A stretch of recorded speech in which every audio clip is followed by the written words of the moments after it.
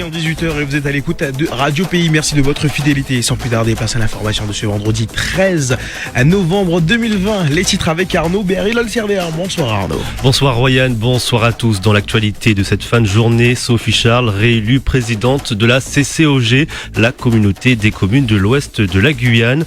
Absente lors de cette élection, mais un discours de continuité a été prononcé par son premier adjoint.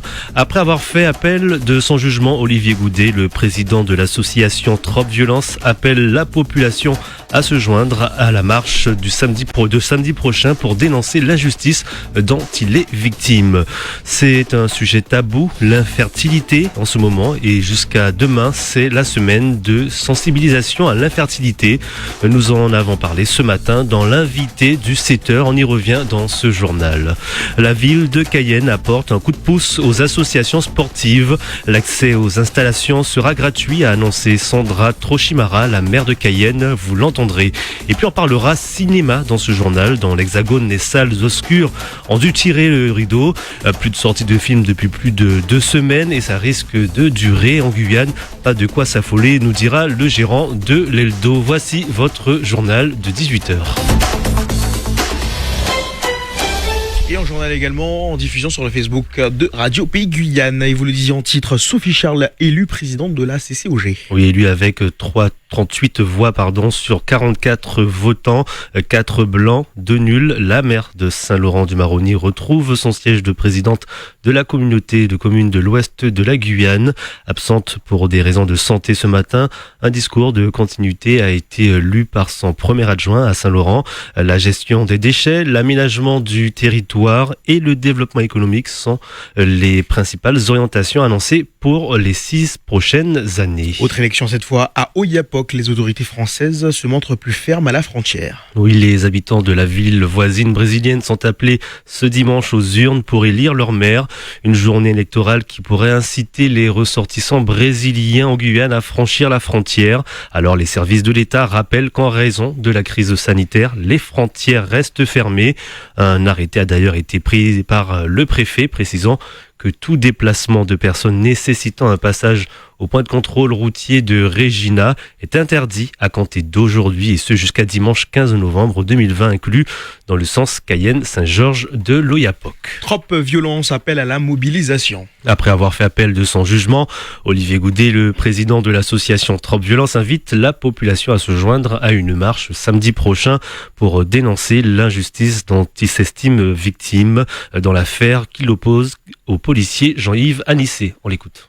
Il y a eu toutes les preuves pour pouvoir démontrer que je n'avais pas agressé le policier, même malheureusement la juge a décidé de me donner 6 mois avec sursis et 5 ans de privatisation de mes droits civiques. Et aujourd'hui, donc, compte tenu du fait que la population est outrée, et nous sommes là pour appeler la population à samedi prochain, samedi 21 novembre 2020, à partir de 16h, devant la caserne des pompiers pour une marche symbolique afin de dénoncer ce jugement, pour envoyer ce message aux juges, aux autres juges, les vrais juges qui vont juger ce procès d'une façon impartiale et qui seront eux-mêmes neutres dans cette affaire, parce que la juge qui a jugé l'affaire était partiale, elle était à charge contre moi, parce que une fois nous avions soutenu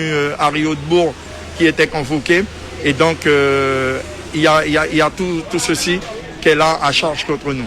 Olivier Goudet, le président de Trop Violence, il répondait à Pedro Polanco. Un homme secouru en mer par l'armée après avoir passé 48 heures dans l'eau. Oui, des marins ont porté secours à un pêcheur à la dérive au large de l'Îlet-la-Mer, près de Cayenne.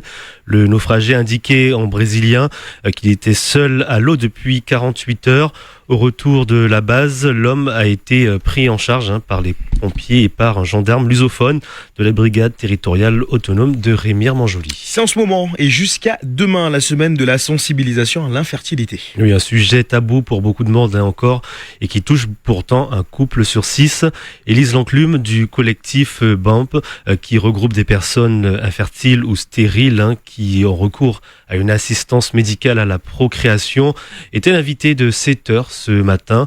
Elle est revenue au micro de Victor Zamit sur l'importance de parler de ses difficultés et de ne surtout pas rester seule. Alors déjà, il y a une culpabilité parce qu'il y a plusieurs stades. Il y a des femmes, effectivement, qui peuvent se sentir un peu moins femmes puisqu'on parle de bébé couette. Et normalement, c'est simple d'avoir des enfants, on va sous la couette. Sauf que non. Il y en a qui attendent et qui finalement se posent des questions. Arrive une culpabilité. Mais qu'est-ce que j'ai? Pourquoi moi? Est-ce que je suis vraiment une femme? Puis il y a des ascenseurs émotionnels, ça va pas. C'est assez perturbant émotionnellement parlant. Mais ça peut être une honte et puis après il y a des idées reçues. Après ce sujet, il y a des couples qui se sont aussi séparés. Il faut pouvoir communiquer, il faut se renseigner. Et c'est là la difficulté aussi, on revient à la Guyane. Vers qui se tourner, vers quel gynécologue aller voir, où aller pour faire un protocole, pour pouvoir aller en France, dans l'Hexagone. C'est pas évident. Justement, c'est l'objet de la rencontre de ce soir, pour pouvoir se rencontrer entre personnes concernées. Ça fait du bien aussi. Élise Lanclume du collectif BAM répondait à Victor Zamit. Et place maintenant au point épidémiologique quotidien. 28 cas déclarés positifs à la Covid-19 ce vendredi 13 novembre sur 339 tests réalisés dans le détail. Un cas à Camopi, 12 sur l'île de Cayenne, 5 à Kourou, 2 à Makouria, un cas à Montsinéry-Tourné-Grande, 4 à Saint-Georges, 2 à Saint-Laurent-du-Maroni et puis un cas en cours d'investigation. Au total, on compte 10 808 cas positifs depuis le début de l'épidémie. Du côté des hospitalisations, c'est 13 patients qui sont hospitalisés, c'est 12 de moins qu'hier et aucun patient n'est actuellement en réanimation. Et puis on le rappelle, 70 personnes sont malheureusement décédées de la Covid-19 en Guyane. Radio Pays, la suite du journal, Arnaud Béhari-Lolsirder. Une opération des forces de l'ordre de grande ampleur ce matin à Makouria. À 6h30, les habitants du quartier informel du PK13 sur la route nationale 1 ont vu débarquer 40 véhicules de gendarmerie. Une opération diligentée par la préfecture de Guyane et par EDF. Et si ces 80 gendarmes ont été dépêchés sur place, c'est pour appuyer les agents EDF qui intervenaient dans le quartier pour constater et couper les branchements électriques illégaux. Dans le quartier qui compte une trentaine de logements illégaux, le réseau électrique informel était branché sur le réseau EDF sans accord, ce qui avait conduit l'entreprise à porter plainte dernièrement. L'opération s'est déroulée dans le calme jusqu'à midi, le temps pour les agents EDF et leurs sous-traitants de mettre hors de fonctionnement les branchements. La mairie de Cayenne apporte son soutien aux associations sportives. Celles qui utilisent ces infrastructures, ces associations cayennaises ont participé hier à une réunion avec l'équipe municipale. Pendant 3 heures, chacun ont échangé autour de 3 points fondamentaux: la remise en état des infrastructures, le plan pluriannuel des investissements et la gratuité des installations aux associations. Un dernier point fondamental pour les associations, et elles ont obtenu gain de cause. L'accès sera donc gratuit. C'est une réflexion qui a été menée en lien avec la direction des affaires financières, parce que nous n'oublions pas que la ville de Cayenne donc est dans un cadre extrêmement contraint au niveau financier à travers la Chambre régionale des comptes, et que avec toute la dynamique qui était mise précédemment, on arrive aujourd'hui tout doucement à, faire en sorte que cette situation financière difficile puisse commencer à respirer.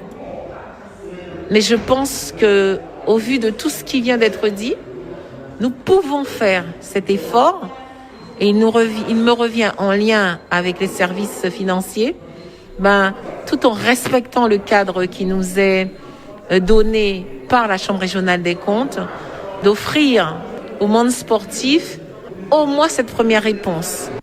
Sandra Trochimara, la maire de Cayenne, elle répondait à José Blaisès. Les ciné guyanais se creusent la tête pour leur programmation. Et depuis le nouveau confinement en Hexagone, les cinémas ont dû tirer le rideau. Plus de sorties de films depuis plus de 2 semaines. Et ça risque de durer. Les sorties des grands films les plus attendus de l'année, comme le dernier James Bond, OSS 117, ou Kaamelott le film, et bien d'autres ont été reportés.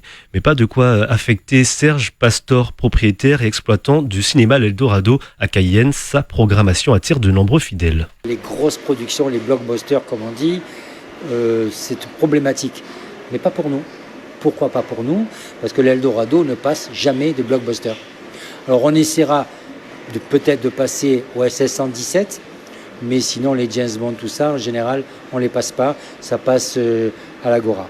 Nous, pendant 6 mois, on est resté fermé, donc il est vrai qu'on ne recevait pas forcément les dernières sorties, mais notre programmation, notre diffusion, mais par exemple pour nous, Michel-Ange fait partie des grands films. Petit Pays fait partie des grands films. On est pour l'instant, je dis bien pour l'instant, on n'est pas pénalisé par les fermetures des distributeurs. Et puis un week-end culturel en vue, le Mojazz Festival, c'est demain, 14 novembre, à partir de 20h au Zéphyr. Et puis c'est aussi la nuit des musées, un programme à découvrir sur le site de la collectivité territoriale de Guyane. Voilà quelques petits programmes, bien évidemment, en respectant les gestes barrières. N'oubliez pas vos masques, les gels également hydroalcooliques pour certaines personnes.